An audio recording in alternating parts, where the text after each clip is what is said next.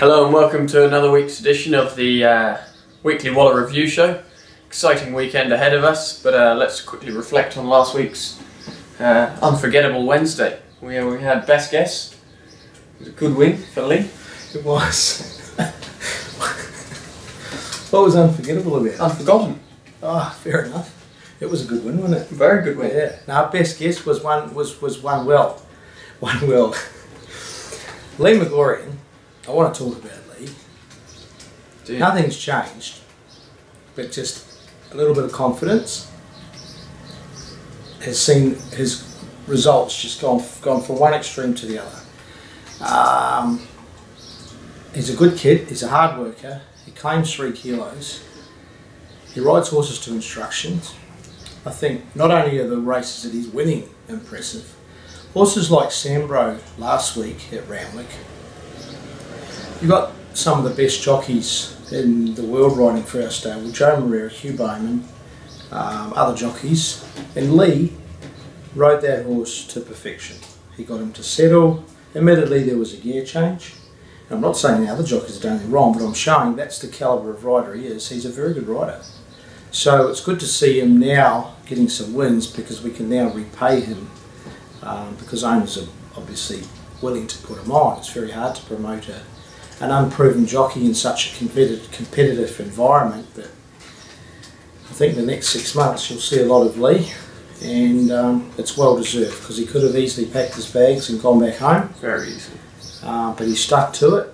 He's never whinged, he's never complained, and that really is a credit to him. Okay. So best guess, unforgotten. Wow, that was good. Very good. And I'll give another rap here, the Queensland stable. Little things enable us to be that 10% better than a lot of stables. I'm not saying we are the best, but I'm saying the little things like the good jockeys aboard, the good steady approach towards our training, which has seen this horse come back as a mature 3-year-old ready to unleash. The Queensland stable has been a big part of it. She raced here in winter. We sent her up to Queensland for a spell. She did her pre-training. I don't think she trialled up there, but she did everything but trial up there, and then came down here looking with a glowing coat, full of condition and full of confidence. And the way she won the other day, she'll win some group races for sure. And Invincebella's the same. 100%. And we've seen it time and time again, every year. You name them, Brazen Bow, Zoo Stars.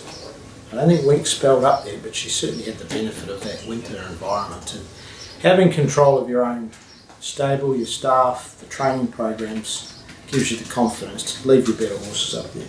Absolutely. And they're obviously training plenty of winners up there as well. 100%. So there's 2 wraps. Okay, well, can we finish off with our Wednesday winners? We've still got I'm Serious. Well, that was a good win, well-deserved win. Yep. For Mr. Hare and family, beautiful family, and they bred the horse. Mr. Hare trained the horse until he sent it down to Sydney to us, so it's a great privilege to be able to train for the family, and won't be her last win, Charlie. No, Might certainly be another not. one on Saturday. Absolutely, let's hope so. And then on Saturday, Mortar Platoon, another win goes in for Lee McGorian. Yeah, and for Jeff and Mary Grimish, he rang a couple of days earlier and said I just wouldn't mind of telling the boys, all his army mates, how his chances are, and I said to him they won't need to put a lot on to get a bit back. So hopefully they took a bit out of that and had something on at the big price, because again, great ride and got the result. And Chaotic, very impressive. Very, very impressive. So Lots of bigger and better things. Bigger and better things. Hopefully we'll see him start on Derby Day in Melbourne, in the Carbine Club over the mile. It's been a good race to us, the Carbine Club. It's a good stepping stone for the later developing 3-year-olds coming back into the autumn, having that taste of group company or group racing, coming back and racing towards the Guineas. Okay, we'll head straight into this weekend then. We'll start off with Moonee Valley. We'll start with Winx then. The big man. Yeah, so everything's gone to plan with her. We've only got a couple more days to go. Firstly, very proud of her, what she's achieved throughout her career, and we're on the eve of a history equalling race of Kingston Town, but all that aside, having won the first Cox Plate was something, and going back there last year to defend a title was the pinnacle of any horse's career. So she's held in great regard. The fans are out there in full force in Melbourne at the moment. Moonee Valley on Tuesday morning was a buzz of the fans in awe of her. It was quite an eerie feeling seeing her come down the straight. And I was wondering, well, will they clap? Will they, I guess, look at other things going on in the morning? Every single person had their heads turned like you were in a tennis match, and you could see them just going like this, and it was just deadly silence. It was unbelievable. It was something I'll never forget. Yeah, and I thought, oh, they might clap when she goes past the line. They knew that because they're that close to the action at Moonee Valley, the horse is just in front of you. They knew they didn't want to interrupt her training. It was a very surreal moment. So she worked well, as she's done in the last 3 weeks since her impressive win in the Turnbull. Obviously you still need luck in racing, and might not be the strongest Cox Plate, but it's certainly a field that you still give respect to, and you've got international horses, you've got some good Australian horses, you've got young horses, all coming together. It's a race like very few other races. It's a high intensity race, and obviously she relishes that type of pressure. So barrier 6, I think it's a good draw. Hugh's happy with it. Hugh's very happy with the horse, as we are, and let's hope the next couple of days go to plan, and we turn up there on Saturday and enjoy the moment, because we've got a great horse, great sport that we're involved in, and yeah, it'll be a big day. Yep, it sure will be. Hope we can get another winner. What, just her or another winner on the card? Any other one. Any other one. Just to take a bit of pressure off. In race 5 we have French Emotion, barrier 3. Huey takes the ride. Yeah, we opted to scratch her last week. Everything's fine with her, just a wide draw. Fortunately she's drawn better here. She'll be hard to beat. She's been working with Winx over the past couple of weeks. Invincibella, going for 3 in a row. Tim Clark keeps the road, barrier 1. Yeah, well she's gone to a new level. This preparation, as we briefly said. So yeah, Tim Clark rode a retreat from a good draw the other day and got a nice gate again. Excuse me. She has been to the Flemington Stable, raced without luck this time last year down there, but she's come back in great shape. She's ready to win. Okay, into the Moonee Valley Cup. We've only got a small field. We have Libran, barrier 7 in a field of 7. Damien Oliver. His run was okay the other day. I don't know how much you take into that, the way the track was playing that day. He was ridden quiet. He came into the race with a well-timed run. He peaked on his run 200 out and didn't finish it off. That was the pattern of the day for horses out wide of the track. So on that, I think the horse has a chance on Saturday to bounce back, and he would need to run well to give himself the respect he would deserve to run in the Melbourne Cup. Okay, and we have Who Shot the Barman? Narrowly beaten in the race last year, coming off similar type races. He had no luck whatsoever. He was posted 3 wide without cover the whole race in the St Ledger.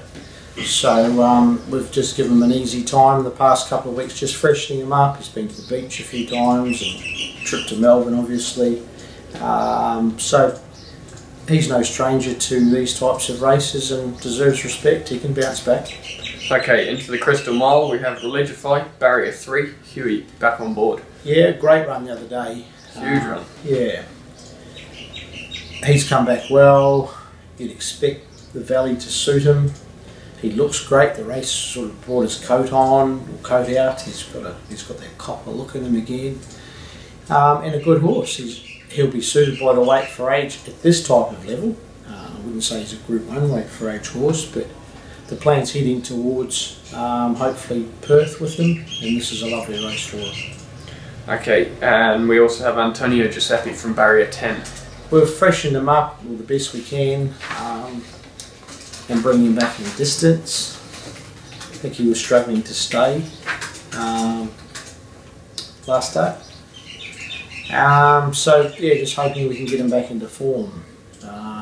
He's an awkward horse to place. He's in between sort of a handicapper and a weight for age horse. Lacking a little bit of confidence. Change of scenery, I'd say, will do him more good. Okay. We'll head up to Randwick where we've got a big team in.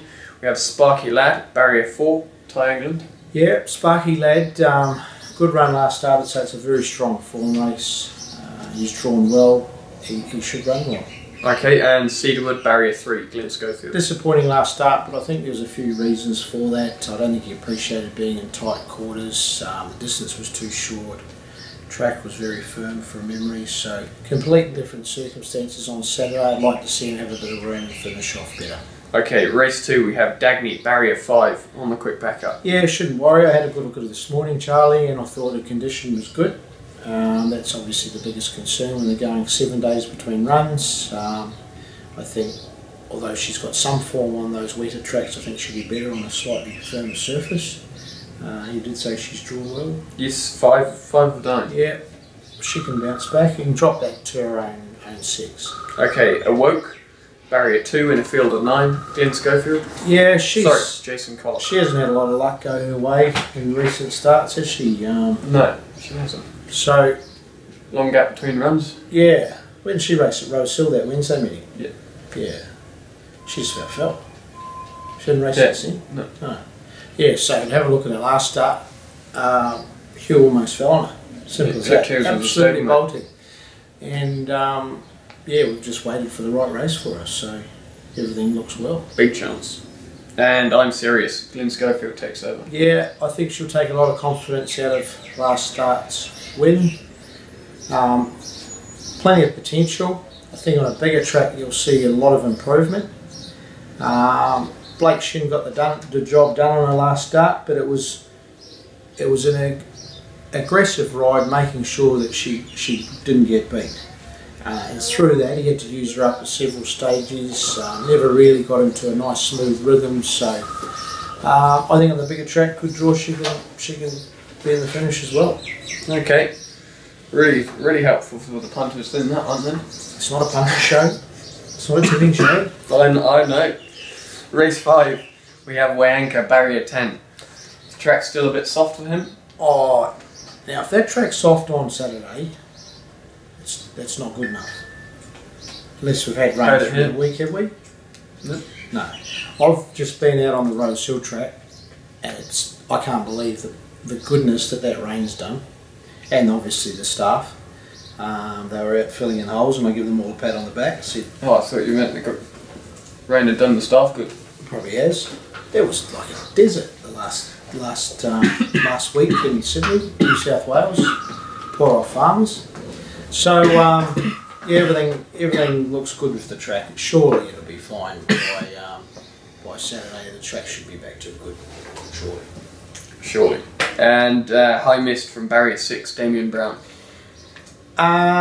Good winner last start. Very good. I think the winner will do his confidence to Lord of Good, and as with the big roomy track, got out in the open though. We didn't really get in the open. He surged through, didn't he? So just needs a bit of pace on. He's showing what he's promised, and yeah, just needs that bit of pace on. Okay, race 6, we have Zambolina with the big weight, claiming a valuable 3 kilos off. Yeah, drawn a bit awkward. Yeah, barrier 9 in the field of 11. Who's riding? Lee. Yeah, she's a pretty adaptable horse. She'll go forward and come back, and she's very easy. Lee'll put her in park, and away she'll just idle there for a couple of furlongs until she's called release upon. The handbrake. Away she'll go. But yeah, she's a good mare, and come back in good form, and yeah, just needs to overcome the gate. Good winning chance. Race 7, we have Great Glen, barrier 8, field of 14, Lee Megorian. Disappointing last week. He's a tricky horse. If we can get him worked out, he'll win these types of races. I think he'll appreciate the extra distance and probably appreciate a bit of track. And I think the 7-day backup might just take a bit of that. Take the edge off. Take the edge off. I agree. And Woogok, barrier 9, field of 14. Needs some more positive ride on Saturday. Get him up there and up on the pace. He can't quicken. Thai England rides. Extra distance will suit. Perfect. Lead choreographer, also in on Friday night. Drawn 1 on Saturday. Leaning towards this race for the extra prize money and the good barrier.